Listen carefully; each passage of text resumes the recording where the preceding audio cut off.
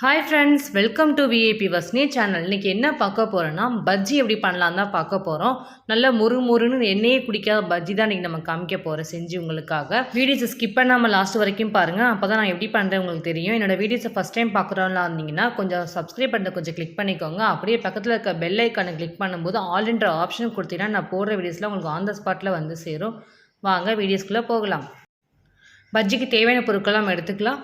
ஒரு வாழைக்காய், வெங்காயம் எடுத்திருக்கோம், கடலை மாவு எடுத்திருக்கோம், அரிசி மாவு எடுத்திருக்கோம், உப்பு எடுத்திருக்கோம், கலரிங்காக நம்ம ஃபுட் கலர் 1/4 டீஸ்பூன் போட்டிருக்கோம். அதே ஒரு பிஞ்ச் நம்ம பேக்கிங் சோடா போட்டுக்கலாம். தனி மிளகாயத்தில் 1/2 டீஸ்பூன் சேர்த்துக்கலாம். தேவையான அளவுக்கு உப்பு சேர்த்துக்கலாம். ஒரு வாழைக்காய், பெரிய வாழைக்காய் எடுத்து நல்லா ஃபுல்லாக நம்ம ஸ்கின்னெல்லாம் ஃபுல்லாக நம்ம எடுத்துக்கணும், பீல் பண்ணிக்கணும், எல்லாத்தையும் நம்ம க்ளீன் பண்ணிக்கலாம்.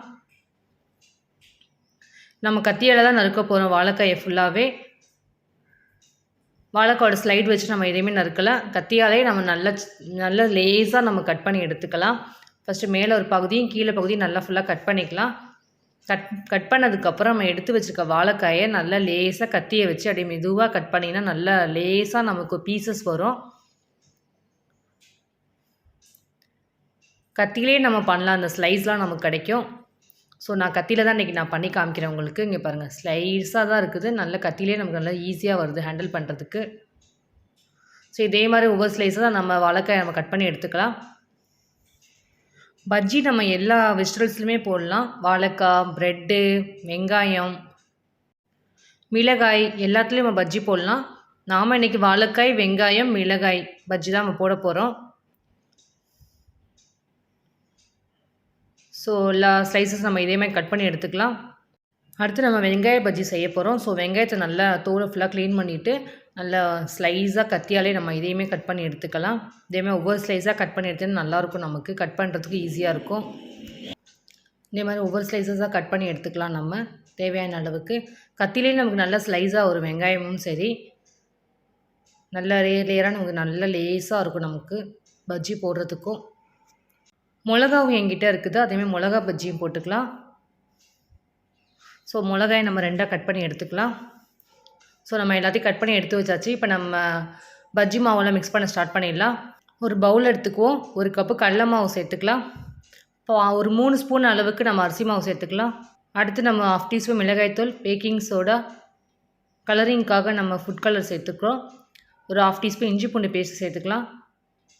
தேவையான அளவுக்கு நம்ம உப்பு சேர்த்து நல்லா மிக்ஸ் பண்ணிக்கலாம். அந்த எடுத்து வச்சுக்க நம்ம மசாலா ஃபுல்லாத்தையும், மாவு எல்லாத்தையும் நல்லா மிக்ஸ் பண்ணிக்கலாம். கொஞ்சம் கொஞ்சமாக தண்ணி ஊற்றி நம்ம கரைச்சி எடுத்துக்க போகிறோம். நம்ம மிளகாய்த்தூள் எதுக்கு போகிறோம், நம்ம பஜ்ஜி சாப்பிடும்போது லைட்டாக கொஞ்சம் காரம் வந்தால் நல்லாயிருக்கும், இல்லைன்னா நமக்கு சப்புன்னு இருக்கும். ஸோ அதுக்காக நம்ம மிளகாய்த்தூள் போடுறோம். நல்லா நம்ம எல்லாத்தையும் நல்லா போட்டு நல்லா தண்ணி ஊற்றி கொஞ்சம் கொஞ்சமாக நமக்கு ஏற்ற மாதிரி மிக்ஸ் பண்ணிக்கலாம். கொஞ்சம் கொஞ்சமாக தண்ணி ஊற்றணும். ரொம்ப ஊற்றிட்டிங்கன்னா நம்ம அதுக்கப்புறம் ஒன்றும் பண்ண முடியாது. மாவு நமக்கு சரியாகவும் வராது. பஜ்ஜியும் நமக்கு போட்டாலும் நமக்கு அதிகமாக எண்ணெய் குடிக்கும். நம்ம போகிற ரேஷியோ நம்ம கரெக்டாக தண்ணி ஊற்றி பக்குவமாக கலக்கிறதுல தான் இருக்குது. ரொம்ப கெட்டியாக கலக்கக்கூடாது, தண்ணியாகவும் கலக்கக்கூடாது. கரெக்டான பக்குவத்தில் நம்ம கலக்கி வச்சுக்கணும். ஸோ நல்லா கலக்கி எடுத்து வச்சுக்கிட்டேன் நான். ஒரு 10 மினிட்ஸ் கிட்ட கொஞ்சம் நல்லா மாவு ஊறட்டும். ரொம்ப ஊற விடக்கூடாது. நம்ம பேக்கிங் சோடா போட்டிருந்தாலும் நமக்கு எண்ணெய் குடிச்சிடும். அதனால் லைட்டாக நமக்கு ஊற வச்சா போதும். வாழைக்காய், மிளகாய், நம்ம எடுத்து வச்சுருக்க வெங்காயம் எல்லாத்தையும் நம்ம பீஸஸாக கட் பண்ணி எடுத்து வச்சுருக்கோம். இப்போ நம்ம பஜ்ஜி போட ஸ்டார்ட் பண்ணிடலாம். ஸ்டவ் ஆன் பண்ணி அடுப்பை பற்ற வச்சுக்கலாம். ஒரு கடாயை எடுத்து வச்சுக்கலாம்.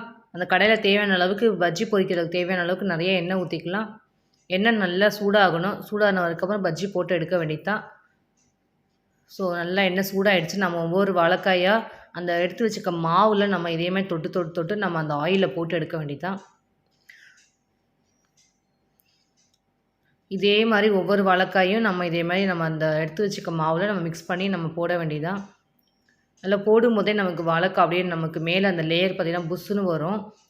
கடையில் நம்ம எப்படி பண்ணும்போதுமே அந்த புஷ்ஷுன்னு இருக்கோ அதே மாதிரி நமக்கு வீட்லேயுமே வரும். நல்ல ஒரு டேஸ்ட்டுமே இருக்கும். ஸோ இதே மாதிரி நம்மளும் வீட்டிலேயே பண்ணி சாப்பிட்லாம். நல்ல ஹெல்த்தியான ஒரு விஷயம். கடையில் போய் நம்ம சாப்பிட்டோன்னா பல ஆயிலெலாம் எத்தனை தடவை டீப் ஃப்ரை பண்ணி நமக்கு கொடுப்பான்னு தெரியல. நம்ம வீட்டிலேயே ஹெல்த்தியானது நம்ம வீட்டிலேயே செஞ்சு சாப்பிட்லாம். குழந்தைங்களும் நமக்கு லைக் பண்ணி சாப்பிடுவாங்க. ஸோ நல்லா பஜ்ஜி வெந்துருச்சு ஆல்மோஸ்ட். நல்லா முன்னாடி பின்னாடி திருப்பி விட்டு நல்லா வேக வச்சுக்கலாம். வெந்துருச்சு, நம்ம பஜ்ஜியை எடுத்துக்கலாம். பாருங்கள் நல்லா சாஃப்டாக வெந்திருக்குது. ஸோ அடுத்து மிளகா பஜ்ஜி போடலாம். மிளகா அது 2ஆக கீறி நம்ம அதே மாவில் துவட்டி நம்ம அதே மாதிரி நம்ம போட போகிறோம். மிளகா பஜ்ஜி நல்லாயிருக்கும் டேஸ்ட் எப்போவுமே நல்லா காரமாக ஒரு மாதிரி நல்லா அந்த மாவும் அதுவும் நல்லா டேஸ்ட்டாக இருக்கும். என்னதான் வாழைக்காய் பஜ்ஜி சாப்பிட்டாலுமே எனக்கு மிளகா பஜ்ஜி ரொம்ப ஃபேவரெட்டு. அது நல்லாயிருக்கும் அதோட டேஸ்ட்டே. ஸோ அதுவும் நல்லா திருப்பி திருப்பி விடலாம், நல்லா வேகட்டும். இன்னொரு பக்கம் திருப்பி விடணும். இதே மாதிரி நல்லா வெந்ததுக்கப்புறம் எடுத்து வச்சுக்கலாம் நம்ம ஒரு பிளேட்டில். அடுத்து வெங்காய பஜ்ஜி அதே மாவுலேயே நம்ம வெங்காயத்தை ஸ்லைஸாக கட் பண்ணி வச்சு நம்ம அதில் துவட்டி நம்ம அப்படியே நம்ம ஆயிலில் போட்டு எடுக்க வேண்டியது தான். நம்ம வாழைக்காய் பஜ்ஜி எப்படி பண்ணோமோ மிளகா பஜ்ஜி எப்படி பண்ணோமோ அதே தான் நம்ம வெங்காய பஜ்ஜி பண்ண போகிறோம். ஆனால் வெங்காய பஜ்ஜி ஒரு டேஸ்ட்டாக இருக்கும். நல்லா வெங்காயத்தோட அந்த ஸ்வீட் தன்மையும் கடித்து சாப்பிடும்போது நமக்கு நல்லா வெங்காயத்தோட லேயரும் நம்ம இருக்கிறதுனால நல்லா டேஸ்ட்டாக இருக்கும். வெங்காய பஜ்ஜி அது ஒரு டேஸ்ட் கொடுக்கும். ஒவ்வொரு பஜ்ஜி ஒவ்வொரு மாதிரி டேஸ்ட் கொடுக்கும். ஸோ இதேமாதிரி ஒவ்வொரு பஜ்ஜி நம்ம வெங்காயத்தை நம்ம இதே மாதிரி நம்ம துவட்டி அந்த மாவில் தொட்டி நம்ம இதே மாதிரி நம்ம ஆயிலில் போட்டு ஃப்ரை பண்ணி எடுக்கணும். அதுக்கு தனித்தனியாக பிரித்து விடலாம். ஆல்மோஸ்ட் பஜ்ஜி வெந்துருச்சு ஒன் சைடு. இன்னொரு பக்கம் திருப்பி விட்டுருக்கோம். இன்னொரு பக்கம் வேகட்டும். வெந்ததுக்கப்புறம் நம்ம எடுத்து ஒரு பிளேட்டில் மாற்றிக்கலாம். நல்லா வாழைக்காய் மிளகா பஜ்ஜி எல்லாமே நம்ம போட்டு எடுத்துருக்கோம். ஸோ நல்லா பிச்சு காமிக்கிறேன் எப்படி இருக்குதுன்னு பாருங்களேன். அந்த வாழைக்காய் பஜ்ஜி நல்லா வெந்து நமக்கு மாவுலாம் இல்லாமல் நமக்கு நல்லா வெந்து போயிருக்குது. பிக்கும் போதுமே நல்லா வாழைக்காய் நல்லா சாஃப்டாக இருக்குது. நல்லா இப்படியே பஜ்ஜி சாப்பிட்டிங்கன்னா சாப்பிட முடியாது. நல்லா சட்னி வச்சு தொட்டு சாப்பிடும்போது செம்ம டேஸ்ட்டாக இருக்குது பஜ்ஜி. ஈவினிங் ஹிட்ஸுக்கெலாம் வந்தாங்கன்னா நல்ல ஒரு ஸ்நாக்ஸ் இந்த பஜ்ஜி ரெசிபி பார்த்திங்கன்னா செஞ்சு கொடுத்தீங்கன்னா நல்ல பஜ்ஜியும் சட்னி தொட்டு சாப்பிடுவாங்க. இன்றைக்கி நான் வாழைக்காய் பஜ்ஜி மிளகா பஜ்ஜி வெங்காய பஜ்ஜி 3 பஜ்ஜி செஞ்சு காமிச்சிருக்கேன். சட்னி என்னோடய சேனலில் நான் கொடுத்துருக்கேன் ஆல்ரெடி எப்படி அரைக்கிறதுன்னு சொல்லிட்டு அதை கொஞ்சம் பார்த்துக்கோங்க. ஸோ சட்னி வச்சு அந்த பஜ்ஜி தொட்டு சாப்பிடும்போது சூப்பராக இருக்கும். இதே மாதிரி நீங்களும் உங்கள் வீட்டில் செஞ்சு பாருங்கள். செஞ்சு பார்த்துட்டு கமெண்ட் பண்ணுங்கள், லைக் பண்ணுங்கள், ஷேர் பண்ணுங்கள், சப்ஸ்கிரைப் பண்ணுங்கள். பக்கத்தில் இருக்க பெல் ஐக்கானை கிளிக் பண்ணிவிடுங்க. Thank you friends.